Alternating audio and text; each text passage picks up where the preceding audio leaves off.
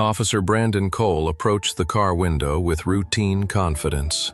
The driver, an elderly black man, had already pulled over and was waiting quietly. Sunlight glinted off the badge on Cole's uniform as he tapped the glass. The window rolled down and Cole reached out to take the man's license. His eyes caught a glimpse of another card tucked just behind it, a worn Army ID with a faded photo and a bold insignia. Cole's breath caught in his throat. He blinked, focusing on the name, Thomas Reed, U.S. Army. In that instant, the officer's stern expression softened. He took an involuntary step back, spine straightening as if on parade. His right hand lifted reflexively toward his brow. He froze, heart thudding in his chest, and the authority in his stance melted away. "Sir?" he uttered, voice suddenly reverent and unsure. Dawn broke quietly over Thomas Reed's small house on the outskirts of town. At 74 years old, Thomas moved slowly, easing aching joints as he rose from bed. He greeted the morning with a tired smile and a routine cup of coffee, the steam warming his lined face. The house was silent, no wife bustling about. He had lost Margaret to cancer a decade ago, no children laughing in the rooms. His only daughter lived states away. It was just Thomas and the hum of yesterday's memories. This morning, those memories were especially strong. Thomas sat by the window holding a worn black and white photograph. In it, a much younger Thomas stood in a muddied Army uniform flanked by fellow soldiers in Vietnam. Their smiles were proud but haunted. His fingertips traced over the faces of two men in the photo who never made it home. Every year he remembered them. On a shelf nearby, beneath a thin layer of dust, rested a neatly folded American flag and a few medals. Among them was a bronze star and a purple heart he earned for bravery and wounds in combat. And in a small blue velvet box, the Medal of Honor, an honor he rarely spoke of, gleamed whenever the light touched it. Thomas's gaze shifted to that highest honor, and his eyes moistened with humble sorrow. The medal wasn't just a symbol of valor, it was a reminder of the lives he couldn't save, of the brothers lost in the jungle. He remembered the night in 1968, when an ambush deep in the Vietnam highlands changed everything. Under a hail of gunfire, Thomas had dragged 3 wounded comrades to safety. One had been his radio operator, barely 19 and terrified. Thomas could still hear the boy's cries for his mother as he bled. Thomas stayed by that young soldier's side all night, keeping him alive until evacuation. That act of bravery earned him the Medal of Honor, but it came at a price. 2 other men died before dawn. He carried their names in his heart every day since. When Thomas finally returned home from Vietnam, there were no parades or cheering crowds. The nation was weary of war. Many people met veterans with indifference or outright hostility. He remembered stepping off the plane in 1970 to cold stares and even a few hateful words. And as a black veteran, he often found respect in short supply despite his sacrifices. So Thomas packed away his dress uniform and tried to live a quiet civilian life. He took on humble jobs, working as a mechanic for many years, and never boasted about his accolades. Only Margaret and a few old Army friends knew the full measure of what he'd done. To everyone else, he was simply a polite, soft-spoken man who had seen more than he would ever say. Late that morning, Thomas carefully dressed in a pressed shirt and an old navy blue blazer. Inside the blazer's pocket, he tucked his worn Army ID card and placed the Medal of Honor box gently in the glove compartment of his car. Today was a special day. He was headed to the Veterans Memorial Park on the other side of town, as he did each year to honor the fallen. The sun was climbing higher as he stepped outside. In the driveway rested his aging dark green Chevy sedan, its paint dulled by time. Thomas ran a hand along the fender affectionately before easing into the driver's seat. He didn't drive often these days, just short trips to the grocery store or to church. The engine coughed to life and he murmured a prayer under his breath, asking for a safe journey. As he pulled onto the highway, he failed to notice the right tail light of the Chevy flickering, barely working. A few miles down the road, Thomas's thoughts were far away, back in the war, thinking of the buddies he was on his way to remember. He did not notice the police cruiser that had merged onto the highway behind him. In that cruiser, Officer Brandon Cole was watching the old Chevy that cruised a few car lengths ahead. He saw the faulty taillight in the car drifting just a touch over the line now and then. Brandon Cole was a stickler for rules and safety. At 42, he was experienced enough to trust his gut, and something about the way the driver was moving, slow, cautious, maybe a bit distracted, caught his attention. He flipped on his lights. The flash of red and blue in the rearview mirror finally pulled Thomas out of his thoughts. Thomas's heart skipped. He wasn't speeding. What could be wrong? He signaled and eased onto the shoulder of the road. With a soft highs, Thomas turned off the engine. He reached for his wallet with trembling hands, the sudden adrenaline mingling with confusion. As he pulled out his driver's license, his old Army identification card slipped into view behind it. The cards were ready in his grasp as he watched the officer's silhouette approach in the side mirror. Thomas felt a familiar twinge of anxiety. At his age, interactions with police were rare and always a bit daunting. He took a deep breath, reminding himself to stay calm and respectful. Little did he know, in a few moments, this routine traffic stop would transform into an encounter neither man would ever forget. If Thomas's journey so far has touched your heart, consider subscribing to our channel. Join us to hear more true stories that inspire hope and honor unsung heroes like him. Officer Cole opened and closed his mouth, struggling to form a sentence. Just moments ago, he had been ready to reprimand an old man for a broken taillight. Now his cheeks burned with embarrassment and awe. He cleared his throat, realizing his right hand was still hovering near his brow in a half salute. Slowly he lowered it, but his posture remained stiff and respectful. Sir. Brandon finally managed, voice uneven. I had no idea. Thomas peered up at the officer, confusion clouding his gentle features. This young cop, who seconds ago had been all business, now looked at him like a schoolboy who had stumbled upon his childhood hero. Thomas's heart pounded with uncertainty. Is everything all right, officer? Thomas asked quietly, his deep voice respectful but uncertain. He truly wasn't sure what to make of the sudden change in the officer's demeanor. Brandon noticed the slight tremor in the elderly man's voice. He realized he was likely startling Thomas by just standing there, staring. He took a breath and knelt slightly so he could meet Thomas at eye level through the window. Mr. Reed, I pulled you over for a broken tail light, he began softly, almost apologetically. But when I saw your ID, his eyes flicked to the worn Army card and the name again. Thomas Reed, Vietnam, 5th Special Forces? He recalled the unit patch he'd glimpsed on the ID and on that old photo in the wallet. Thomas gave a slow, humble nod. Yes, I served. A long time ago.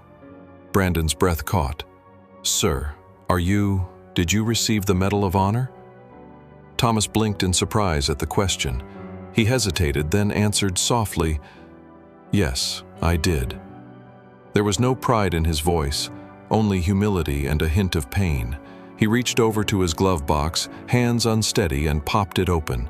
From it he retrieved the small velvet case. Cracking it open revealed the Medal of Honor inside, its light blue ribbon and white stars unmistakable. Thomas held it gently, as if the memories it carried were almost too heavy. Officer Cole exhaled a breath he hadn't realized he was holding. He had known it from the moment he saw the name, but this confirmed it beyond doubt. Right here in front of him was a living legend, a man who had performed extraordinary acts of bravery for his country. And Brandon had nearly given him a ticket for a busted tail light. A swell of emotion tightened the officer's throat. Steadier. Sir, he said, steadier now. My father served in Vietnam as well, and he faltered, a new realization hitting him. He glanced at Thomas's weathered face, seeing past the years. David Cole. Did you know a Private David Cole, 5th Infantry Division? Thomas's eyes widened at the name. The memory was instant and vivid. Private Cole, red hair, always carried a photograph of his sweetheart. A shocked smile flickered on Officer Cole's lips. "Yes, that's him," he replied, voice catching. "That was my mom in the photo. She was pregnant with me when he shipped out." Thomas felt a jolt in his chest. He could hardly find his voice. "Your father, I remember him. He was the radio operator in my unit the night of the ambush. He was one of the men we pulled out." Brandon's eyes brimmed now. "The story of that night, I grew up hearing it," he said softly. "My dad always said he owed his life to a brave soldier named Thomas Reed. He talked about you with such reverence, sir. He never forgot you." Thomas's throat tightened, his vision blurred with tears that he blinked back. He had never expected to meet the family of any of those men. "How is your father?" Brandon's smile wavered. "He passed away last year, sir. Cancer. He was 72, Brandon added softly. "He always hoped he might get to thank you in person one day." A silence fell. Thomas closed his eyes for a moment, grief and gratitude mingling in his heart. "I'm so sorry," he whispered. Brandon shook his head gently. "I'm just so thankful he had a life, that he got to raise me because of what you did. He always regretted never having the chance to thank you face to face." Thomas reached a weathered hand out the window. Brandon instinctively clasped it in both of his. The old man's grip was weak but warm, emotional. "You have nothing to thank me for," Thomas said, voice trembling. "Your father was my brother in arms. I'd have done it for anyone." Officer Cole's composure finally broke. His chin trembled as he stood upright and, in one fluid motion, brought his hand back up in a crisp salute.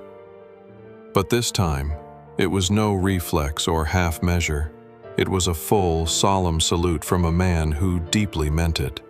Thomas, moved to his core, mustered a faint smile. With effort, he lifted his own hand and returned the salute, the Medal of Honor still clutched in his other hand. Both men held the salute for a moment, old soldier and young officer, eyes locked in mutual respect. In that powerful hush on the side of the road, no words were needed. If this moment moves you too, let us know what's in your heart. Sometimes, the simplest gestures speak the loudest. Brandon finally lowered his salute, and Thomas let his arm fall too.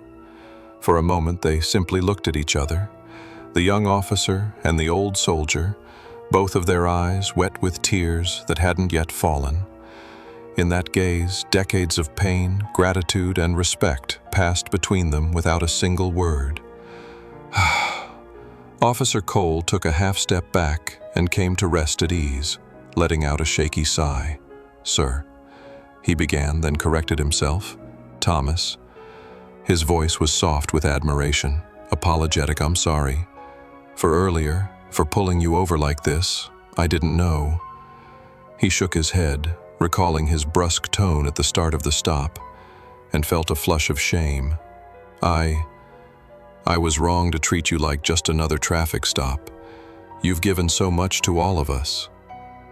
Thomas slowly exited the car, and Brandon quickly moved to help steady the elder man by the elbow.